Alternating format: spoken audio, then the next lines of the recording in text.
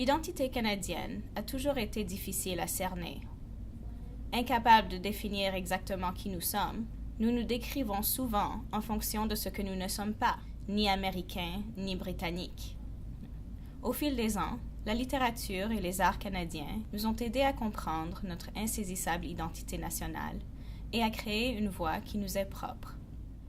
Irina Gamel est directrice du MLC, le Modern Literature and Culture Research Center, à l'Université Ryerson à Toronto. Son équipe se spécialise dans la culture et la littérature canadienne de la période moderne, qui s'étend des années 1880 à 1940. C'est une période où il y a eu une sorte de révolution dans les formes d'expression littéraire et artistique. Nos travaux de recherche visent particulièrement à faire connaître les femmes artistes et écrivaines du Canada qui n'ont peut-être pas encore reçu toute l'attention qu'elles méritent. Son équipe s'est récemment penchée sur Lucy Maud Montgomery, auteure d'Anne la Maison au Pignon Vert, et Mary Ryder Hamilton, une peintre canadienne qui a représenté des champs de bataille dont les tranchées du Champ d'honneur en Flandre après la Première Guerre mondiale. C'est formidable que ces projets de recherche portent sur des Canadiennes inspirantes qui incarnent tant d'idées et de principes moraux que nous devons les faire connaître aux étudiants. Elles représentent un modèle d'identification fantastique, particulièrement Mary Ryder Hamilton. C'est important qu'elle soit mise en lumière, qu'elle puisse faire entendre sa voix. Sans nos recherches, elle pourrait bien être laissée de côté ou sombrer dans l'oubli. Le MLC emploie des scanners numériques financés par la Fondation canadienne pour l'innovation afin de conserver l'œuvre de la peintre Mary Ryder Hamilton et de rassembler des informations sur sa vie. Le lien qui existe entre la littérature, l'histoire et les technologies des médias, de même que l'exposition à l'archive visuelle, attire des étudiants issus de parcours universitaires variés, tels que des études en littérature anglaise, en histoire de l'art, en communication et en stylisme de mode.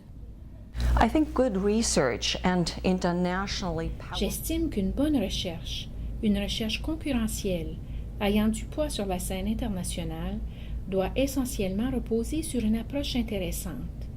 Il s'agit d'innover, de faire preuve d'originalité. Selon moi, on devient original en réunissant divers éléments, champs et méthodes de recherche, et c'est en mettant en commun toutes ces différentes méthodes que nous créons des connaissances et de nouvelles approches à des questions de recherche variées. La salle de conférences et d'exposition du Centre favorise également les collaborations en permettant à l'équipe de recherche de créer des liens avec des chercheurs de partout au Canada. Une autre des caractéristiques importantes du Centre est la salle des archives à ambiance contrôlée, où sont conservés et exposés des collections et des ouvrages de littérature de l'époque moderne. Nous avons reçu un exemplaire original du recueil de nouvelles de Nellie McClung intitulé Flowers for the Living, de même qu'une lettre que L.M. Montgomery a écrite à l'une de ses admiratrices, l'écrivaine Cynthia Down. Ces documents sont si précieux et nous sommes en mesure de les conserver dans un endroit sûr où le grand public et les chercheurs peuvent venir les voir. Le Centre présente plusieurs expositions ouvertes au public. Pour souligner ses 100 ans d'existence, il a organisé une exposition pan-canadienne autour du roman Anne la Maison au Pignon Vert de L.M. Montgomery, qui a attiré plus de 500 000 visiteurs. Grâce au nouvel espace d'exposition, le monde nous ouvre ses portes. Nous pouvons mettre le patrimoine canadien à la portée des Canadiens d'une façon vraiment significative.